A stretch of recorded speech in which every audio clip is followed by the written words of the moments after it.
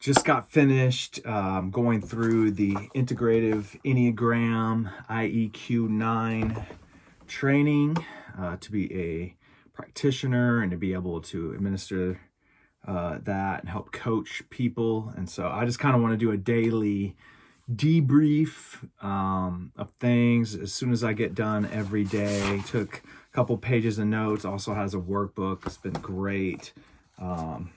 There's lots of notes in here. And so today we kind of defined the Enneagram, what it is, what it isn't. We wrote down, first of all, like kind of our feeling goals, some of our thinking goals, action goals, which I thought was great.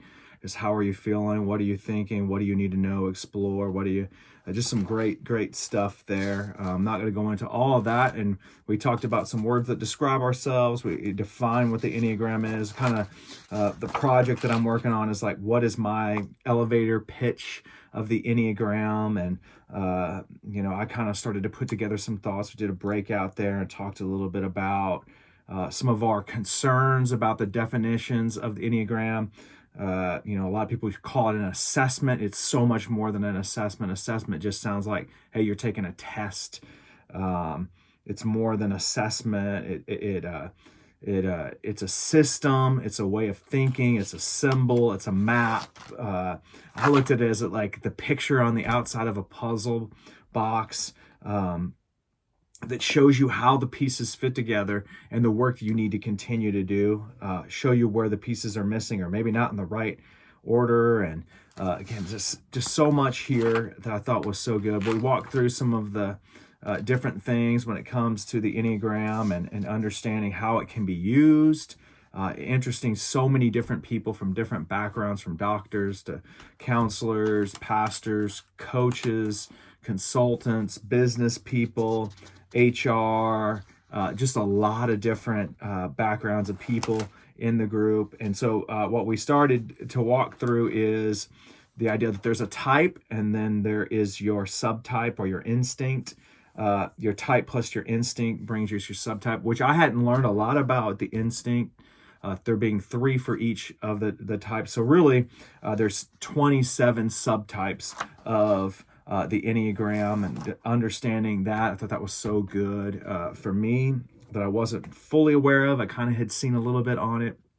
This really unpacked that, and we're just really brushing up against it. And so then we actually got to start to talk about the 9 type and walking through their passion, what each one of their subtypes looks like. An interesting thing I wasn't aware of is each type on the Enneagram of the 9 types has 3 subtypes. So there's really, again, you have 27 total, 9 times 3, and again, it's simple math. But each one of them has a counter type, which I thought was interesting, which means the counter type means this is the most unlike their particular type.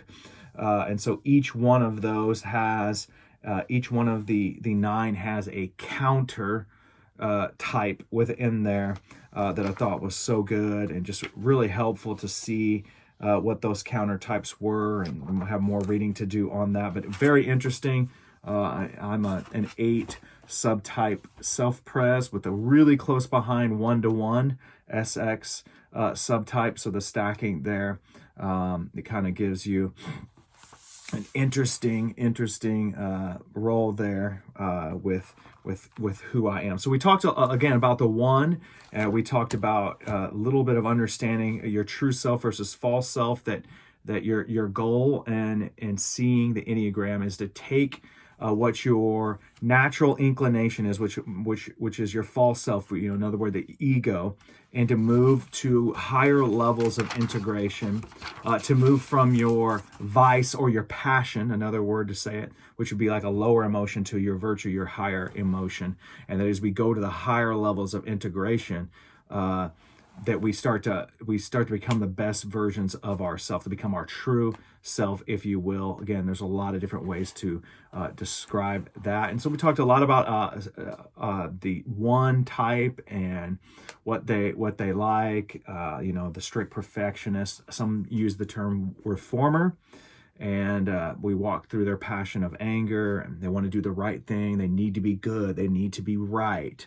We walk through the 3 subtypes. the self-pres, which is more like the worry, the one-on-one, which is the zeal, which is the kind of their counter type, which they look a lot like an 8, which I understand that. And then the social, the non-adaptable. And again, the 3 subtypes are self-pres. That's about, hey, how do I survive in the world? How do I make sure I have the preserving self? Then there's the one-on-one. That's the intimacy, one-on-one. That's what they're transmitting. They're looking for energy. They're looking for that power. Then the social is the group hierarchy. It's the navigating life with the group. Doesn't necessarily mean that they're more social or anti-social, just as social is the word there. So self-pres, one-on-one, and every type has a subtype of that, and it all makes that type have just a different bent to it. And again, each one of them has a stacking of like, what level are you, 1, 2? And so like for me, I'm a self-preservation 8, but I'm also right behind that, just really minusculely different, the 1-to-1, just literally 1 point difference out of that. So very interesting, just some things to learn there. We talked a little bit of coaching ones, and I